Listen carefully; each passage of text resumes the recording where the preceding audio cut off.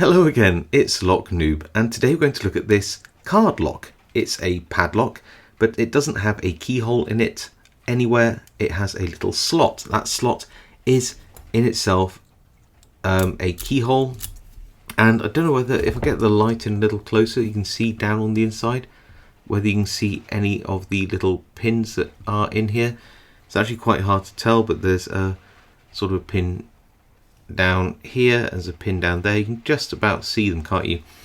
And there are 4 pins inside this lock. This was kindly sent to me by Talonpick, and I'll be honest, it wasn't the lock I was going to pick tonight. I've just been struggling with some Cabba style locks with 10 pins in, and I don't know, they just weren't working out for me tonight, so I thought I'd pick this instead. And how do these work? Well, you got these little arrows on these cards, and they are made of the same material as a credit card. It's actually a credit card size one to shove in your wallet, I guess. And then there's this one, which is a small one, which I assume you can throw in your wallet or put on a keychain through one of these little loops if you wanted. I'm not really sure what the purpose of this tiny one really is, but it would slot in like this and then push, and you've got to be careful because it's a bit floppy, but push it firmly like that and the lock will open. So there are those 4 little pins on the inside. If I put the key, if you like, the key card here, you'll see that they're offset. So you've got 1 pin there, 1 pin here, 1 pin there, and 1 pin here. So how does it tension? Well, I don't know whether you can tell just down on the inside of this lock, but there is just here, very hard to tell. There, you can just see it shining. Just here is a little bar, and that, you can probably see a bit of movement as I push on it. That bar is what the face or edge of the card is pushing into, and the whole cartridge, which has the 4 pins in, pushes down at the same time. So that in itself is quite interesting, and to tension it, therefore, we'll have to push down on the bar at the bottom just as if the card would, and then pick the pins. It's important to know that you need even pressure. So what I'm going to do is use a 25 thousandths pick with a bit of a deep hook to go down the back of the pin, so don't accidentally push them in to the bottom, and put pressure on the bar at the bottom. You might see it just moving. Can you see that little piece shining here in the light?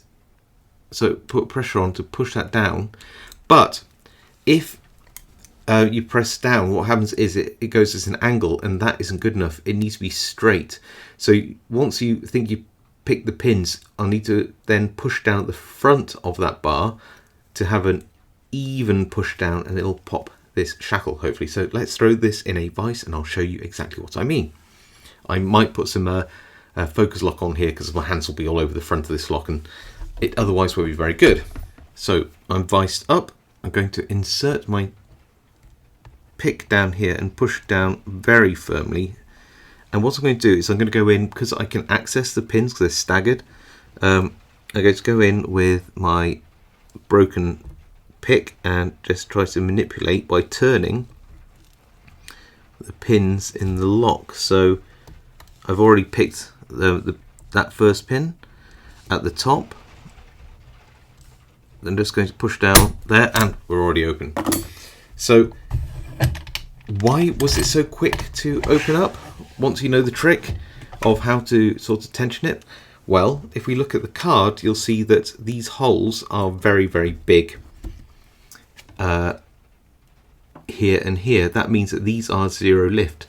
The pins on the inside are essentially going up through the hole, and they can and they don't need to be picked at all. This pin here, you'll see there isn't a hole, so that just means it's basically push as far down as you can, and that's the first pin I set. Then I just need to tap this one, which is a medium set. I don't believe there are any more than this configuration, so I think it's either you don't have to set them, you set them fully, or set them partially. So I pick this pin, touch this pin, and then I push down at the bar at the bottom to even out the pressure on that plate. So it would have been pressed down like that, then I push down the front, and then the bolt was able to slide back, which is well, it's a little locking pawl, isn't it? Really, not a bolt. That opens up and it can unlock. It looks like it's a double locking shackle and could be shimmed, but otherwise, yeah, really, really good fun lock. So thank you to Talan Pick for sending me this lock. Please do go check out his channel. What an amazing picker. What a nice guy as well. And yeah, thank you for watching. Throw any comments you have down below. I'll read them all, reply to as many as I can. Hit like if you liked.